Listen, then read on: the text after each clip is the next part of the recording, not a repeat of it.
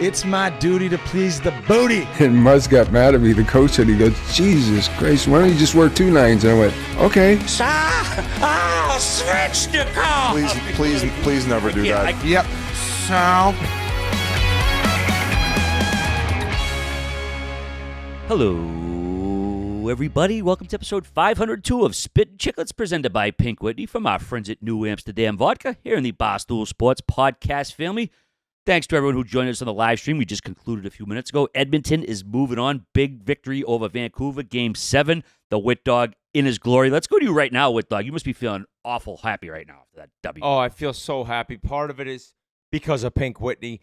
The whole stream we just did, one of the sponsors, Pink Whitney, New Amsterdam's own, obviously one of the sponsors of this show. I think the Pink Whitney is flowing in Edmonton tonight, guys. I got a bunch of pictures sent to me before. They got the bottles. They got the nips. They got everything going on. So those big old 1.75-liter bottles will be getting crushed in Edmonton tonight. Jasper Ave, White Ave, up and down the streets they go, drinking the Pink Whitney. So thank you so much to New Amsterdam and Pink Whitney. We appreciate it. And oh my God, holy shit. Was that not maybe the most lopsided Game 7 I can ever imagine? I think that the Red Wings and the Avs back in the day played a Game 7 where the Red Wings blew them out. I don't remember the year. Maybe 7-0. Yeah, it was a blowout. It was Patrick the game Waugh Patty Waugh Yes. threw puck in his net. Yeah. So there's been blowouts before, but that wasn't a blowout. It was 3-0, and I was saying on the stream the entire time at 1-0, at 2-0, you need that other one. You need one more. You need one more. Even at 3, you're not comfortable. Army kept mentioning Vancouver's this comeback team. What a series they played, but the Edmonton Oilers, through 45 minutes of that game, just domination. You couldn't get the puck from them. You couldn't get a shot on net for the Canucks. It was block shots from Leon, block shots from Nuge, from McDavid, everyone up and down the lineup. Skinner looked phenomenal, and you got to kind of call out Vancouver. Very similar to Game 6. In Game 7, just came out with nothing. No gas in the tank, and not testing Skinner, who in Game 6 specifically, like, you got to get to him. He's nervous. He's coming back in the lineup, and they didn't do it in Game 7 either. And it's just incredible to see the Oilers come together, win 2 games in a row, the first time a team in that series won 2 games in a row, and to come out on top and move on to play Dallas starting Thursday night. I can't believe it. All the credit to Edmonton. Bouchard was a beast in this series, finding his game and offensive numbers. I think he's leading the way as far as guys on the back end this playoffs with now 19 points. 5 or 6 goals, so he was lights out. But if you look back on the last 2 games, with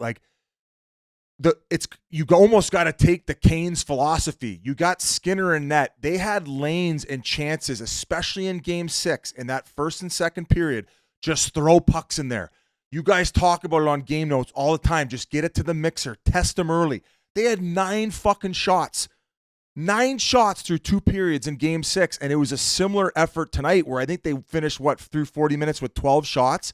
Yeah. How are you not testing this guy who struggled throughout the series to the point where you got pulled for a guy who hadn't played back-to-back games since 2021?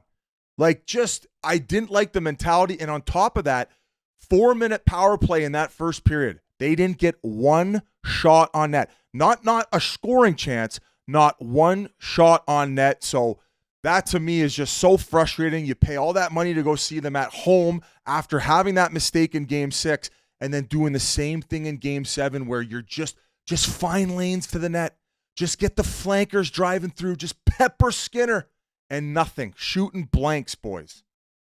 The first power play of the game, the 4-minute penalty, okay? That right there is when you're panicking. You're looking at this like, oh my God, the Oilers have had this dream start. They're all over them, but it's 0-0, and all of a sudden you're going to the penalty kill, 4 minutes. McLeod, who did not have a night for himself, and he hasn't had a playoffs, and for them to have any chance against Dallas, he's got to get going. He's got to do something. He high sticks Pettersson, inadvertent, right? I mean, it's hard to get mad at a guy when you're trying to lift up a stick and get him. That's not nearly as upsetting as the turnover he had in the third. But Vancouver, with having nothing going, we got 4 minutes on the PP, and somehow we're tied 0-0 because Seeloff's who did he rob early? Kulak. And then I don't know if he hadn't made that incredible save on Leon yet, but they get nothing accomplished.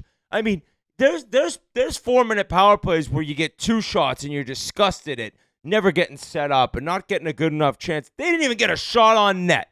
And as upsetting as Canucks fans, or as upset as Canucks fans are, and how much you want to call out that team, you also got to give credit to Edmonton.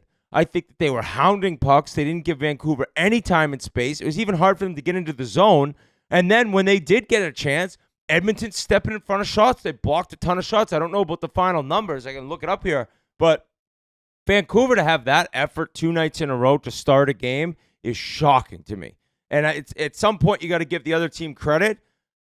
I just couldn't believe it. I thought Game 6 would be a wash away. I thought Game 6, forget it. We're back home. This crowd's incredible. This crowd's nuts. And they came out with nothing again.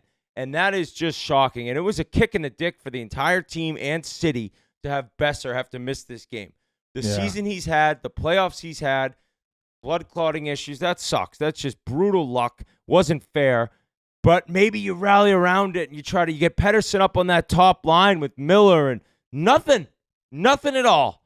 And just the dream start for the Oilers on the road in a Game 7. Like, to be able to get the momentum and be like, oh, we're dominating right now. Yes, it's 0-0. That's scary as a fan. But on the bench, they're not panicking. They're not thinking like a fan is watching the game where we got to get one. They're just thinking shift by shift, we cannot be stopped right now. 21-8 block shots Edmonton led. I'd be curious to know a team who was up 3-2 in a series, if it went to 7, the fewest amount of shots in both games combined. What the total be? Because Vancouver has got to be up there with 15 in Game 6, and what did they finish tonight with? Just at close to 20? 17. 17. But interestingly, Biz, I mean, they only had 2 in the first, but I had said to you when the third period started, Edmonton subconsciously kind of like, dial it down a little bit. They only had 2 shots in that third period, Edmonton did. They weren't. Well, their arseholes got a little bit puckered up, and I think that they were fine. It was kind of like going back to that Kane series against New York, where it seemed like no life really, and then that pizza by McLeod, like a turnover. Like, if you're not going to get it done offensively, if you're not going to create energy for your team, and you're going to maybe fuck up and take a 4-minute minor that your team helps you get out of, not giving up a shot, you can't be throwing a fucking turnover up the middle. And I want to say that Fogle had this bad one in the middle of this series as well, where he threw that weak backhand. So, listen, I know we're going to get to it. If they have a chicken dick's chance against the Dallas Stars, the bottom 6 for the Oilers have to be way better. Before we get there, I know a disappointing effort for Vancouver over the last 2 games, but credit to Talk and coaching staff and that team being on a magical run all season long. I don't know what people predicted them at. I think that probably the expectations were maybe a wild card after what they saw last year, but for them to get out that early start, have an unreal training camp, I think after the first game at home against Edmonton, in which they went on the road for 7 games. I think they beat Edmonton once or 2 more times in the midst of those games to get the early lead on the division, and then kept it the entire season long. They won that, and didn't disappoint in the first round. It was a gutsy defensive effort. They took that mentality into this series, but ultimately, I just think that they couldn't keep up with that mojo. It was like a team of destiny up until a certain point where Demko too. Like, Demko's he's a game changer, and huge. It's not fair to bring up goaltending at all, because Shilov's those saves tonight. I mean, it could have been. I think Army said on the stream it could have been 5-0 in the first period, second period, and he was keeping them in it. But Demko's just. You look at some of the goals in Game 6, even the CC game tonight. Couple of those top-notch Thatcher Demko's making those saves. So Edmonton got very lucky that he wasn't playing, and they also got lucky that Besser missed Game 7. So, yes, Vancouver totally above and beyond expectations for this season. As you look towards the future, I think Hughes, what does he have, 2 more years? Pettersson signs this huge deal. You got JT Miller locked up. He's their best player. Hronek's a free agent, so I don't know what's going to happen there, but the Pettersson one is like, we were talking on the stream, guys, that unless he's injured, which is, I think it's been made pretty clear he isn't, that's a tough go. That's a tough playoff for a guy who signs a monster extension, and from the minute he signed it, for some reason, whether it was confidence lacking or being happy that the deal was signed and that stress being gone, he was a different player. And Edmonton was able to be carried by their stars. And I bring up their stars. They're blocking shots there. I said it right off the hop. Their best players are willing to get in the mix and block shots. That's a sign of a great team. And I don't know if Pettersson had enough moments. I shouldn't say I don't know. I do know that he didn't have close to as much of an impact in these games as he should have. So, I was looking up the Sedin's numbers as I think it was year 9 or 10 where they finally figured it out in playoffs, where they finally took that next step. So goes back to Toronto's situation and obviously Vancouver's now, but they got the commitment for 8 years with Pettersson. It makes me a little bit nervous. Obviously, you have to remain patient at this point because it seems like he's going to be around a while. I don't know if there's a package deal where he ends up getting sent out of town, where there was rumblings that Carolina wanted him. I don't know what would be coming back the other way. You do need money for Murls. You do need money for Zadorov, Roenick. So there is money that they need to get off the books in order to bring back some fundamental foundational pieces. But on the other flip side of it, like, they were showing him on the bench and then before draws on the ice, and you see him kind of doing this deep breathing where he's trying to like stay in the moment and calm himself down, where I feel like guys who are playoff gamers, they're living in the moment and they're thriving in instances like this where they're not letting the moment take over them. And that's what I noticed this playoffs with the post-game interviews, with the fact that he had to go skirt on the scooter solo mission before, I think it was before game 5 or 6 of this series. The full body of work in which we saw, where in games where he wasn't being a factor offensively, like, go throw a big hit, get yourself into it. Like, you shouldn't need your coach to lean on or any other player in order to lean on when you've had this type of financial commitment made to you in order to try to elevate the team. Like, that to me is a scary thought if you're a Vancouver Canucks fan on whether this guy moving forward can be your guy in playoffs. JT Miller proved that he can be that dog. And in order to win, you need more than 1 or 2 dogs. So, ball's in your court, Pettersson. I don't know what the answer is from here. Some serious decisions have to be made in Vancouver land. But ultimately, Murl, I'll throw it over to you. Garland. Well, guys, I told you. I know my dad, when I played for the Uncle Sam's hockey team, he said you got to learn to lose with class. You got to learn to win with class. And nobody wants to hear you say, I told you so, but I told you so. They're too small, too inexperienced to win in the playoffs. Look what happened. Game 6 and 7, they're worn down. They had nothing. They had no jump. And then I got called out. Oh, Quinn Hughes this, Quinn Hughes that. I went out, I looked under the hood. He was the lowest guy in block shots per game, and he plays a ton. What happened tonight? 0 block shots. You have your captain not blocking shots. How are you expect the other guys to block shots? It just and he didn't have a goal in the playoffs, which was shocking. So it's not. When there's 18 years in a row with a number 1 D-man over 6'2" winning the cup.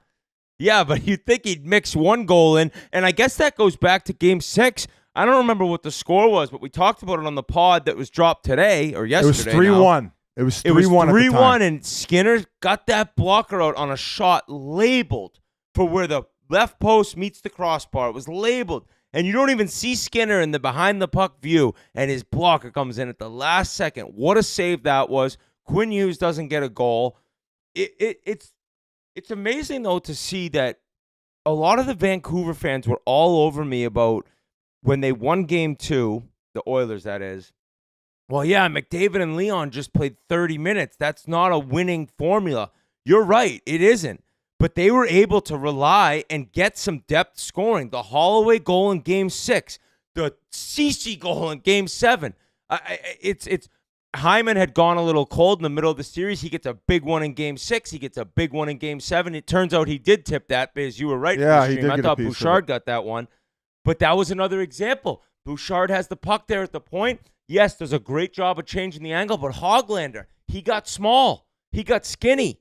That's where you got to get big. You see the best shot blockers, they're getting a leg out. They're not going 2 legs together, Witt style. That's like with my out-of-bounds sticks walking around the golf course. You got to get big and block those shots, and it seemed like in Game 7 and Game 6, Edmonton wanted it more. And that's after a Game 5 where I said Vancouver was just, they were just in your face. They had more shots in Game 5 than I think combined in Game 6 and 7.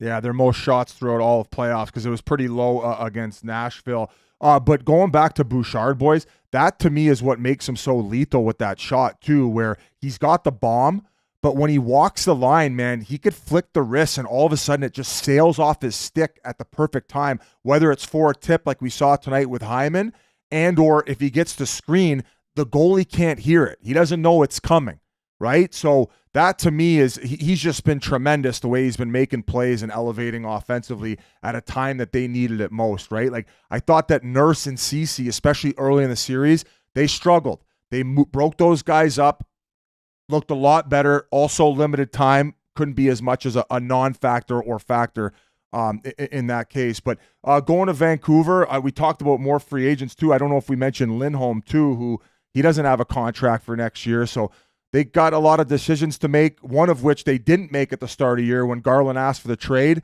I thought playoff performance-wise, outside of JT Miller up front, he was probably the most consistent.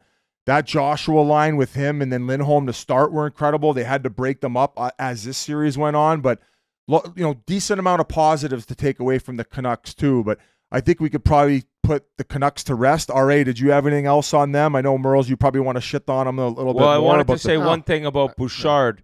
Bouchard had that turnover that was just as bad as McLeod's tonight in Game 5. Big pizza. And he's had a tremendous year. He's dominant on the power play. He's getting better and better with decision making. But that was a horrible goal at a brutal time. DiGiuseppe puts it in. They lose that game, and he responded. That's all it is. It doesn't matter what sport you're playing. It doesn't even matter sports. You're talking about life. How do you respond after fucking up? And Bouchard had his 2 best games of the year, I'd say, right up there with any other games in Game 6 and 7. So for a team that had their back against the ropes, dude, they were done. They were going back home, yes, but they were done. Game 5 was an indictment on them. They got crushed, and they just responded amazingly well. I can't believe that they got it done. I do think that Vancouver's owed, like I said, I was yelling, feed me Vancouver, like I'm usually saying, feed me Pink Whitney, and I was surprised at what they had. They were way better than I thought, and Sheelovs was shocking, but that Nugent-Hopkins goal in Game 7, I told you guys, it was 2-0. No, this is not safe.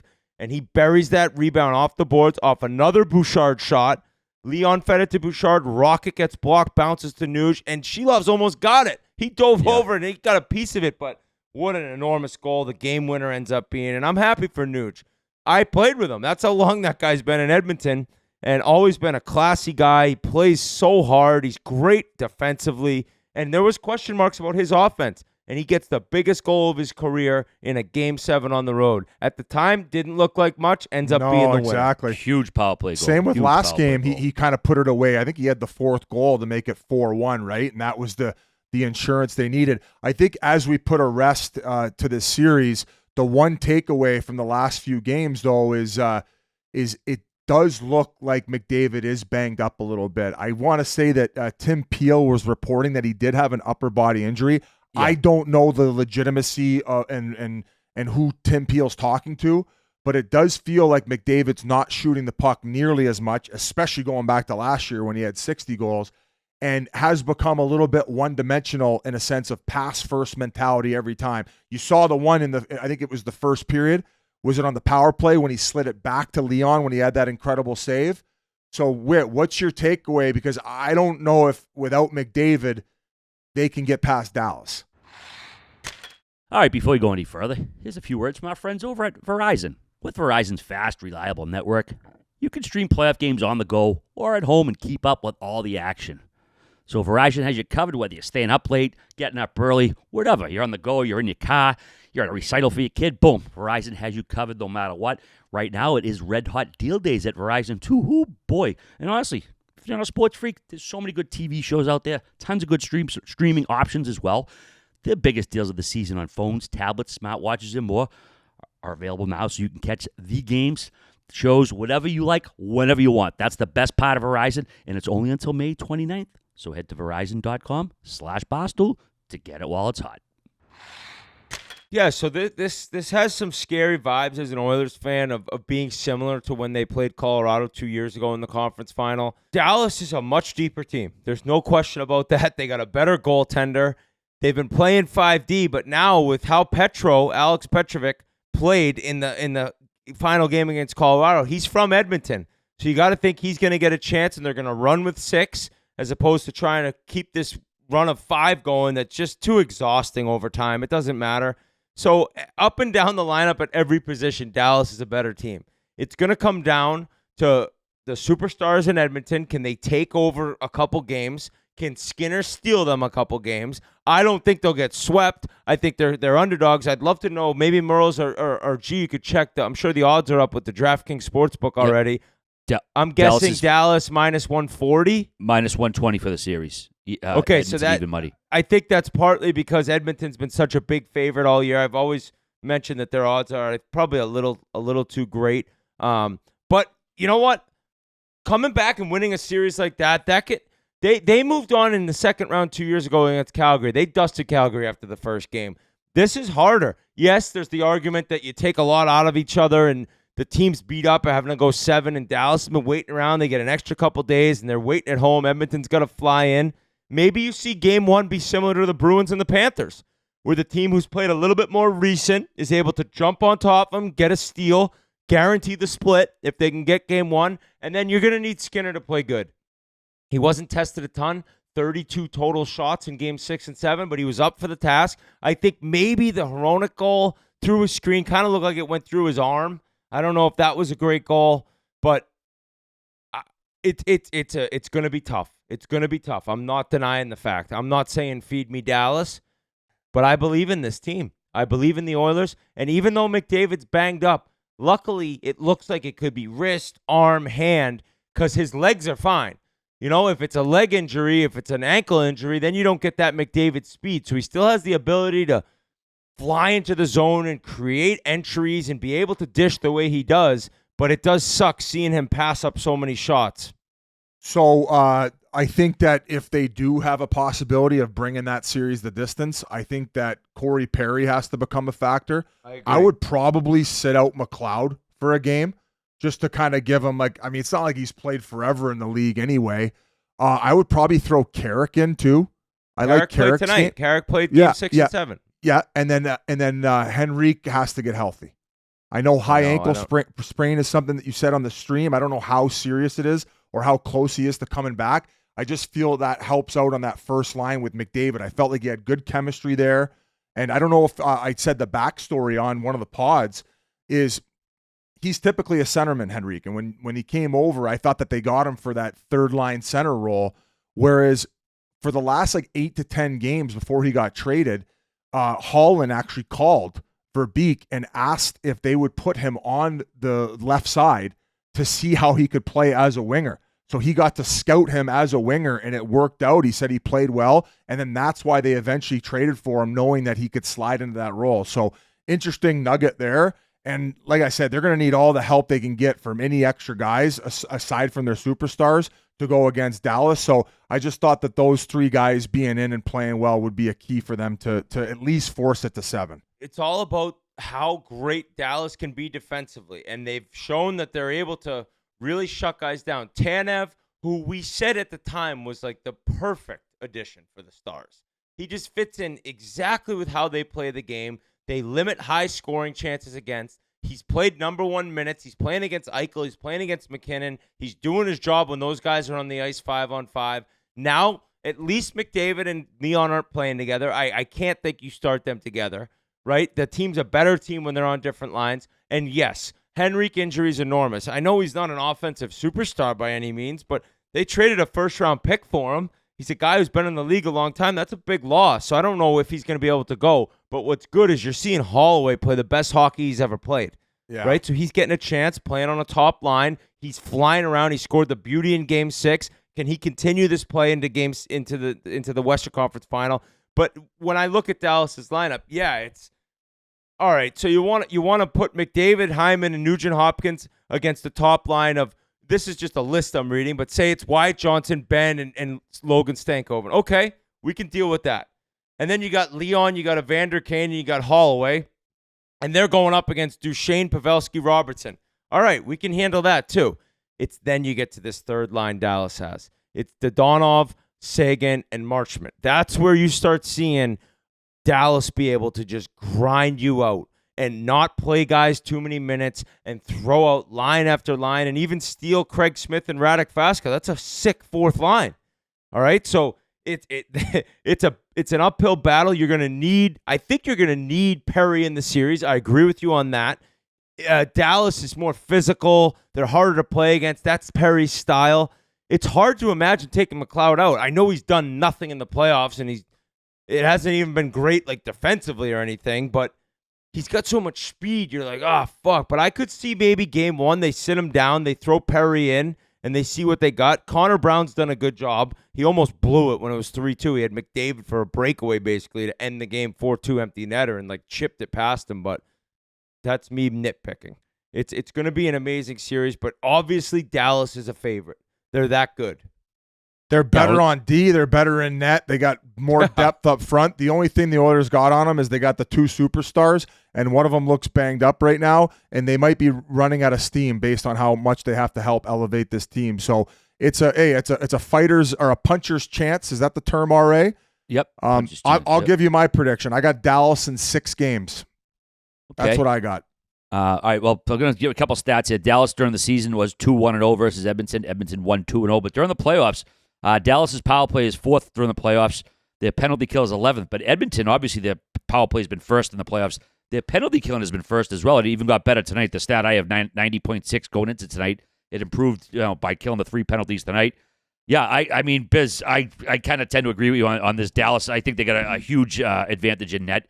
A lot over Skinner. I just think they're deeper all around. I get Dallas, in 5. I think Dallas takes it in 5. Quick one. I just think they're flexing. They're just firing on all cylinders. And the biggest thing to me, the goaltending. We're talking about Joe, one of the best young goalies in the league versus a guy who was taken out of the stat lineup for 2 games last series because his play was subpar. So, Murls, let's go to you next. Yeah, I'm going to say this nugget again. I said it on the stream that 4 of the top 5 players remaining with the most games without a Stanley Cup, probably in the whole league, and not only just left in the playoffs, are all on Dallas. Ryan Suter, 1,444. Pavelski, Jamie Benn, Matt Duchesne.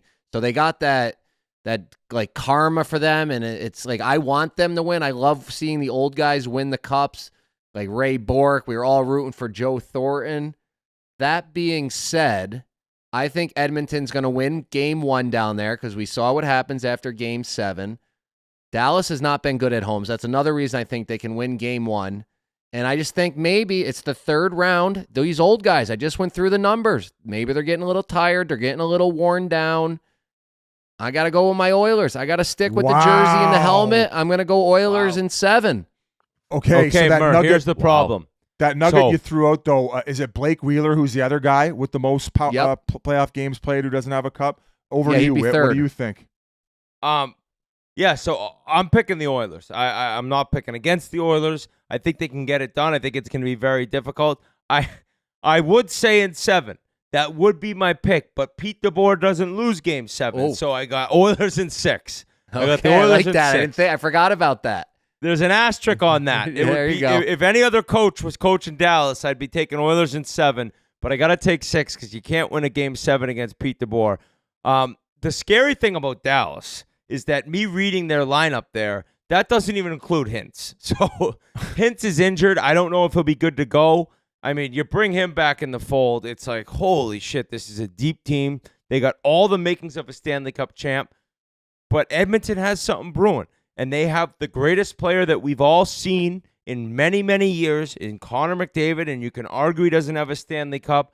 When this guy's going, which he's going, I know he's not scoring, and I know he could possibly be battling injury, but Sidney Crosby, Alex Ovechkin, Patrick Kane, the legends of the game, they get a Stanley Cup.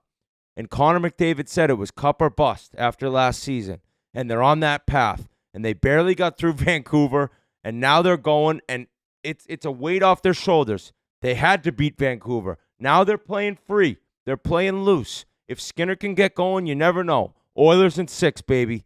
Let's Wow. go Oilers. Gee, And I what do guess you- I guess if there's one thing Vancouver did do is kind of test them with playing a good deep and defensive team, and it was probably nice to see them break out in Game 7 where they kind of figured that out and were able to at least get over 30 shots, right? Like Edmonton, it felt like throughout the series, like there were some games where they couldn't muster any type of offense going against a team who tries to put their nuts in a vice, but great job by the Oilers figuring things out and continue to play with that pace. And another thing too, you mentioned, Murr, a good point with the older guys, like with Ben, Pavelski, no Hintz. There's a few other guys who maybe aren't the quickest of feet with Dallas. Maybe that, that pace of play isn't too overwhelming for the Oilers, where they can actually at least match it from that perspective. So, yeah, you guys are almost convincing me to go the other way. But If I'm Dallas. DeBoer, Biz, and he knows he's forgotten more about hockey than I know, Pete Yes, DeBoer. same. But he's going to say to these guys, this is not going to be run and gun. No odd man rushes. Get everything out of the zone. If you don't have a play, chip it. Force these guys to make mistakes. That's how we're going to beat them. We're not going to make the mistakes. We're not going to be giving up the 2-on-1s. We're not going to be taking too many penalties. That's probably what they're really looking at. Like, guys, if we stay out of the penalty box, we're winning this series. And I think that's pretty evident. So I think it's a disciplined team. It's an older team. And even though you mentioned Ben and Sagan and Suter and Pavelski and these older guys, that's the greatest part about Dallas. Then you got Stankoven, you got Robertson, you got Heiskanen, you got the young bucks too. That's what makes them so difficult. It's not just an older, slower veteran team. They got everything. They got all the aspects of a Stanley Cup champ. So the Oilers are in one, but I think they can get it done. Question to the Oilers guys: who is your X factor for the series? Well, my whole as an X factor is about this Game 1 is the power play will be buzzing. We saw it in all these other series. Yeah, Vancouver shut it down by the end, but at the start of the series, they were scoring every single time. And especially early in the series, they seem to call more penalties. So it's another reason that Edmonton will win Game 1 and keep this a series. X factor for the Edmonton Oilers would have to be Darnell Nurse. The guy has been pathetic. He's been brutal. But if he can get it together, and play the best 7 games of his life, offensively, defensively, tough, make them little guys, make Wyatt Johnson want to not come near that net, then Darnell Nurse he can be the X factor to win the series. As BX has said, you always need a wild card, and Darnell Nurse is a wild card. I want to move him up and let him play some forward shifts. He's so fast and just start running. Give him the biz guys. treatment. Yeah, just go out and run around like a complete maniac. Yeah, play My 4 X minutes. factor, I was actually considering Nurse before you said that, Murs, is probably Hallway. And if you can get a guy who can maybe score 3-4 goals in a series, I know that's asking a lot. He's playing with Leon. Evander Kane, too. I guess the 2 wingers with Leon. You know what you're going to get with Nuge and Hyman. And that McDavid line, they'll control pace of play. There's no worry there. And there's no worry with Leon. But if both his wingers can bring their A game, that's something where it's like, all right, we got 2 lines that are really buzzing. So I can't wait for this thing to start Thursday night. I'm actually very surprised that the East doesn't start tonight on Tuesday and then get right into the West with the momentum the league has. But it's good for the Oilers. They get that extra day. Gee, we got to get your prediction, buddy. I've got Dallas in 6. Like you guys said, I think they're deeper at every position. Unfortunately, McDavid is clearly hurt, and I think in order for the Oilers to win, to beat a team as good as the Stars, you need Connor McDavid to be Connor McDavid. We talk about teams of destiny all the time, and I think the Stars are the team of destiny. Pavelski's potential final ride, Duchesne bought out, scoring the OT winner against his former team, all the cupless vets. Dallas is the team of destiny, so I have Dallas in 6. There you go. Yeah, I wouldn't be surprised if this is swan song for Pavelski either. But, boys, any final thoughts on the series before we move it along here or what? No, entertaining as hell, man. We had 1 blowout. It looked like we were going to have 2, and Van gets those 2 goals, and it was pucker up time. It was sitting here with stupid Big Cat on the stream trying to mush me. Any final thoughts for the Vancouver fans, though, Whit? I thought you guys had a great battle, and I loved how respectful they were, and it was fun. It was fun while it lasted. Probably the most rapid fan base online. If we weren't in the midst of something that kind of took me away from social media and the beefs, it would probably be a different wit right now. But just the amount of feedback and nice messages I received from so many Canucks fans, like I got nothing but love for those people now, and I'm sure that's not what a lot of Oilers fans want to hear. But when you get into the midst of real life as opposed to the fake internet life, and you're getting really nice, heartwarming messages from people wishing your family the best, it's hard not to have mutual respect for a series well played. So it was amazing. Something I'll never forget, too, because the way that thing started before we got into this battle, I was like, I might never be able to show my face on the internet again. These people are ruthless. And it turns out they're a lot better than I thought. So shout out to the Vancouver Canucks fans and a great season by them. Biz, I think, ironically, the Canucks fans and Bruins fans may be in the same boat. They probably overachieved from what the fans might have thought was going to happen this season, and Talk did a terrific job. Unbelievable. And to piggyback what Witt said, I mean, if Demko was playing, I mean, they probably would have beat them. I mean, nothing against Sheelovs. He was unbelievable, but he's not Demko. So hey, at least if you're a Canucks fan, you have an unbelievable backup. You got Demko and then Sheelovs right now. That's an unreal 1-2 punch. Move over, Allmark and Swayman. We got a new 1-2 in town. Settle down. Yeah, well, fuck, Allmark may be on the trade blocks pretty soon. They're gonna have to. He's done so. He's done. You think he's getting done? Yeah, he's done so. Yeah, I mean, Swayman made his bones. I mean, there's no doubt he's the real deal Holyfield at this point. No. And if It does Talk, change the Bruins team, though. If Talk doesn't win Coach of the Year, we're fucking storming the league offices with the job that he did. Yeah, I think that's a lock. I'm counting on that 4 dimes that I'll be picking up for it. Oh, a future? No way. Yeah, imagine that. Yeah, actually, what I did, my spray the infield with all my picks. That actually worked. I played 5 coaches for a deuce each, and I mean, Talk. I think he's pretty obvious. He's probably going to win. Of the 4 teams remaining, how many do you have a future on? That's it. I'm done. I mean, from beginning of the season, obviously, I might have thrown a little something on Florida. I heard Dallas in the playoffs, but like pre-playoff futures, I'm done. So, oh, sorry, buddy. Oh, hey, buddy, Biz, I got an incredible nugget for you. While you're talking about futures, there's 4 teams left to win the cup, and I'm going to tell you how you can eliminate one of them. But as a Maple Leafs fan, you're not going to want to hear this nugget. Do you want me to say it or not? I think I know. I think that Florida is the only team remaining that has a player making over $10 million. No, that might be one too. But this stat, and I don't know if it's true. I did a little research on it. McDavid. No, it's about the coaching. So the money. The coaching guys. So there hasn't been a coach that won a Stanley Cup with one team and then gone to another team and won a Stanley Cup since like 1922, some guy that we've never heard of. So like Berube going to the Leafs. The Leafs he's not going to win a cup there. So Laviolette won the cup with the Canes. He's not going to win it for the Rangers. So you can eliminate the Rangers. And it's wild. If you start thinking back. That's crazy. Yeah. So Paul Maurice, has he ever won a Stanley Cup? No. He's been to the finals? Yeah, he 0-2 versus Detroit. Twice. Last year in 0-2 with the Canes against Detroit. Wow. And if you think back quick, like Cassidy, Bednar, Sullivan with the Penguins didn't win. Yeah. Like it's crazy that is true. It's wild. So there's a little nugget for you. Wait, time out. Did Scotty Bowman win one with Pittsburgh? That was the only guy I was thinking of, but I think he might have been an assistant.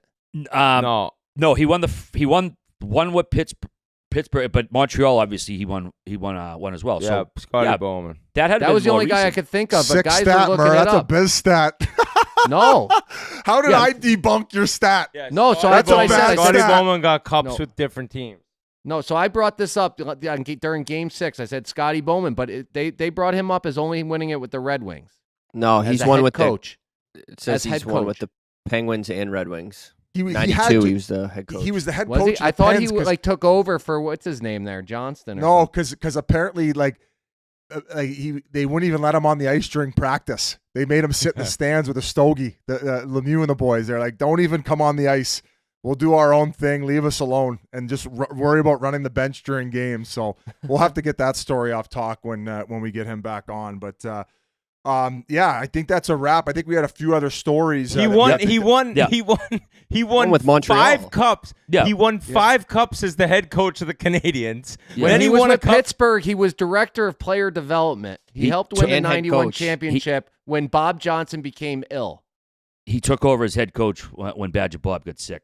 So either way, though, he won it with Montreal as head coach 5, too, though, right? 5 of them. And then Detroit too. That was the only Yeah. guy I could think of, but these guys told me he wasn't on there. What when was they what Googled was it. worse? Me saying on the last pod that you guys can go listen to 501 with Kevin Bieksa saying that talking the Coyotes shut down McDavid when he was like 2 points per game in his career against them, or that stat that Murr just dropped. Murls, Well, in your besides defense, Scotty Bowman, it was a bang-up stat. We just No, forgot that's what the I best brought up coach on ever. Game 6 to the guys. I'm like, Scotty Bowman's the only guy I could think of.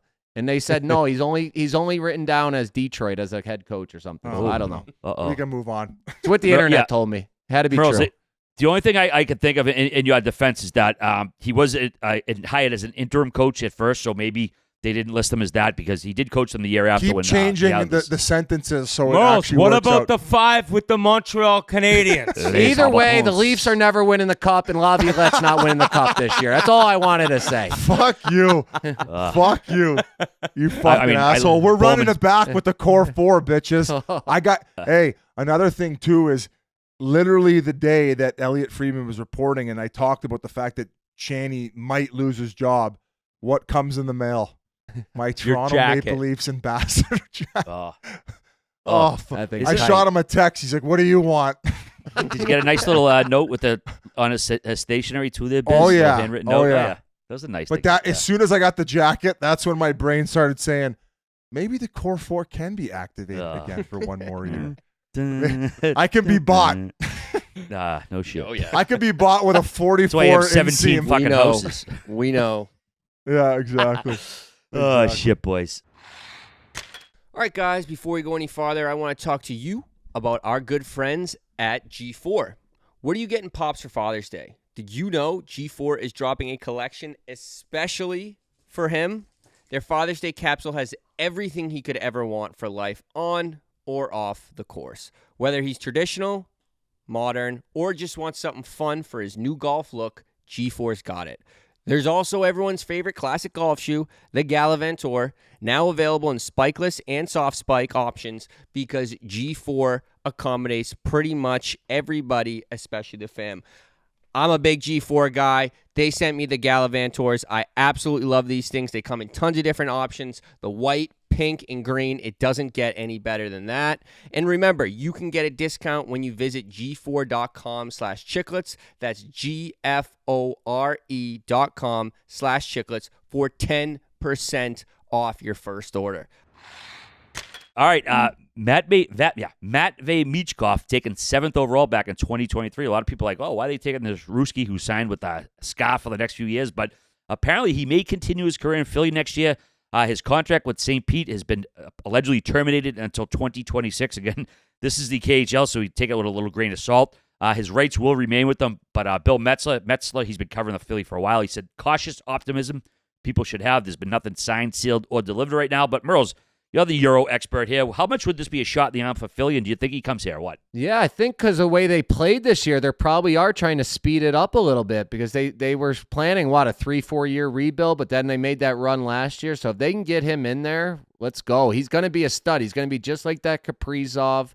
So I love it. Did they ever figure out with the goalie, Fedotov? I saw he just got suspended from international play in Russia, but is he going to be in Philly too? I think they'll re-sign him if they haven't I already. think but they already did re-sign him. they already did re-sign him? Yeah. But, Murls, any idea on why St. Petersburg owned Mitchkov, but he played for Sochi? Like, if he was that good. They got rid of him. I think they had a lot of studs, and then something went on like halfway through the year where they loaned him out, and I think he did pretty well in Sochi from a points perspective. But I remember there was some shakiness there going on, and I don't know if it was an attitude issue or something that was happening, and yeah, that was the reason for the loan, and probably the reason why he wants to come over to North America a lot sooner. So.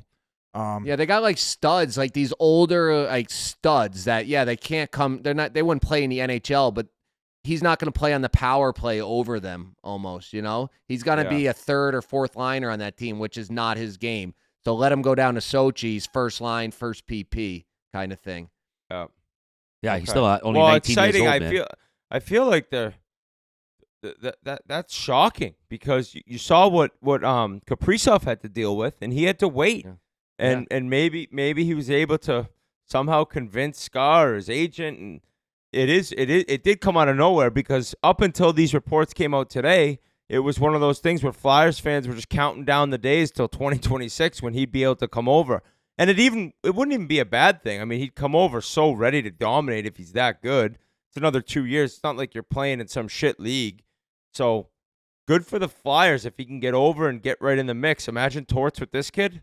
Oh, yeah. I think it's Jonesy. Jonesy's just such a good guy. He probably went over to Russia and just like, hey, buddy, like, hey, let us have him now. To be fair, though, these Russian guys deal with some pretty intense coaches over there. So I think that Torts is probably par for the course as to what these guys are dealing with. And hard to get ice time over 35-year-old vets in Russia who are playing for SKA when they're all in the juice. So it's not even like they have the old man legs. And Biz, he played the first 4 games with them, and then they loaned him to Sochi. I guess the coach wasn't happy with his first 4 games, and now the coach is sort of backpedaling on. That's what I read. Yeah, we don't know if he's going anywhere or what. It's like, well, bro, you probably should have kept him on your team if you didn't want to see him go to the States. But either way, we'll see what happens. It will be a huge addition to Philly if it does happen. But, boys, this story, no pun intended, might be the biggest pussy story in hockey history right here. Landon Sim, playing for OHL London, was suspended 5 games after he called an opponent who had just threatened him a pussy. According to his agent, Andrew Maloney, he made contact with a forward during the pregame warm-up. Then midway through the second period, a defenseman on the other team basically said, I'm going to threaten to break your shoulder. He has an injured shoulder. Called him a pussy. He said, no, you won't. You're too much of a pussy to do that. At that point, the defenseman on the other team, talk about a fucking snitch if he did, in fact, do this, called over the referee, Joe Manette, told him what Sim had said. That's insane. Manette then confirmed it. I thought it was just a ref who heard it.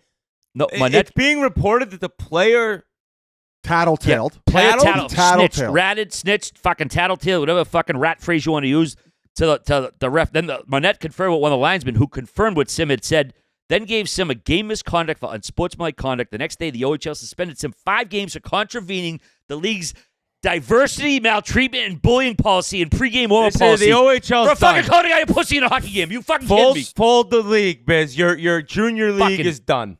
So The according to OHL Colby Cohen, leadership of pussies. According to Colby Cohen, the person that tattletailed, and I actually did go look this up, his dad is head of officiating. Correct, for the OHL. which is even fucking crazier and sounds even more corrupt.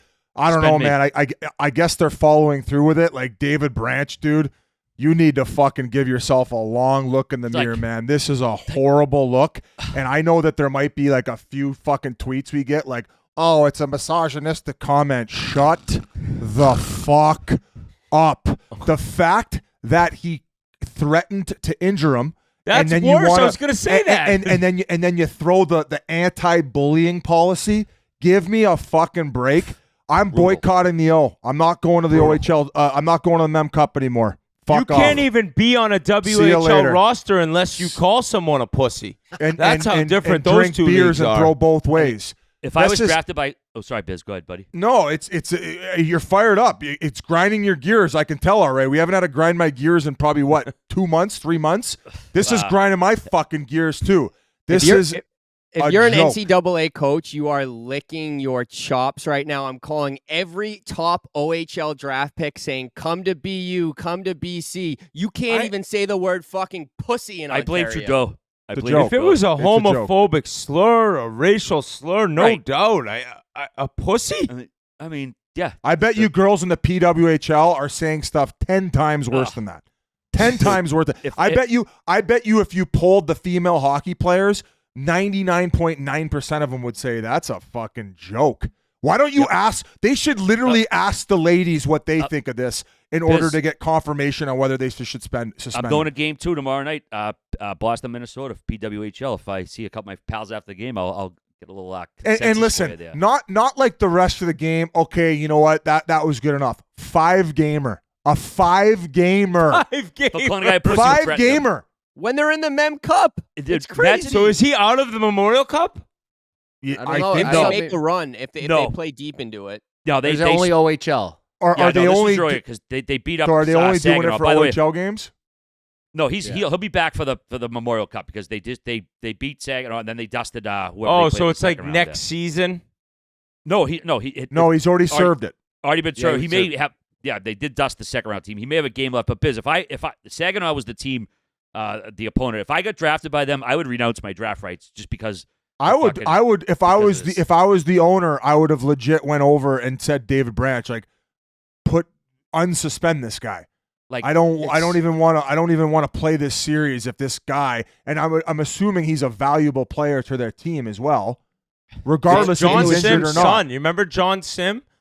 Yes. Yeah, I played in Pretty Chicago good. with him. St. Louis Blues. By the way, guys, when I first saw this story, like I figured, I knew the OHL was like soft and pathetic now, but I figured a ref heard him say it, and that the ref went and it was out of the player's control. And I was in my mind thinking, like, God, the guy who got called a pussy should go and be like, it's fine by me. That's fine by me. It turns out it was actually the player who went to the ref. That is, talk about red flags. Like, oh my God. Like they The teach kid that shit. gets called a pussy and goes and tells the referee. That's like Wyatt If telling I was a rider when commissioner- he steals his car. If I was commissioner of the OHL and this came across my desk, I would laugh. I would Oh. make a phone. I would get on a Zoom call with everybody involved. I'd say, "Why are you wasting my fucking time? This is an That's abomination." one of the craziest stories. The OHL's done. That's the end of the Seriously. OHL, I think. Just call it this Pathetic. fucking Trudeau Hockey League at this fucking point. Pathetic. Take my Diversity- name off the alumni list. I talked about it on Game Notes. Want to know what's even more pathetic, maybe, is that all the leagues in that CHL were sweeps in the finals. Quebec, Really? OHLW. Like, what kind of leagues are there? And then in the finals, London won 9-1, 8-1, 7-6, and like 9-1 or something crazy. Getting Like, their what is money's going worth. on in these leagues? Oh, you Wow. don't see that in the Frozen Dustings. Four. No. All right, boys and listeners, I know it's probably a little bit shorter show than we usually do. We wanted to, stay up to date with everything. I don't know if you had any final thoughts or stories or you wanted to chime in, Biz, Whit, anybody? Yeah, the fucking OHL's a joke. That's what I got to chime Bunch in of with. I could vent. pussies. I could vent about this for another 20 minutes, Yeah, but we won't. We'll save you guys the time. We love you. It was a busy week. Game Notes Friday. We have Game Notes Friday, and then obviously Memorial Day weekend this week. So we'll be back next Tuesday. Probably a live show around 11 a.m., I believe we said. Very special fucking guests go. lined up. We've talked to Jovo Cop, who's obviously a representative of the Florida Panthers, and we've also talked to Marty Turco as well, who could come on and talk about the heydays in Dallas. He'd been there for a run or two, and he lives there now, and he's been following the team. So we'll have them two and a couple more maybe, and it's going to be an awesome Tuesday live show. Subscribe to the Spittin Chiclets YouTube channel. Guess how many, Whit? 344,000 people now subscribe. Wow, and we were talking about when we got to 300, right? When was that? Beginning of October, the season. November? Yeah. Beginning of the season, yeah.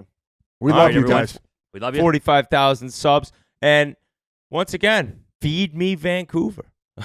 It was a little bit more meat than I thought, but we ate them up and we spit them out. And let's go Oilers. All right, Peace. everybody, enjoy your weekend down in the States, Canada. Enjoy your weekend as well. Well, the holidays.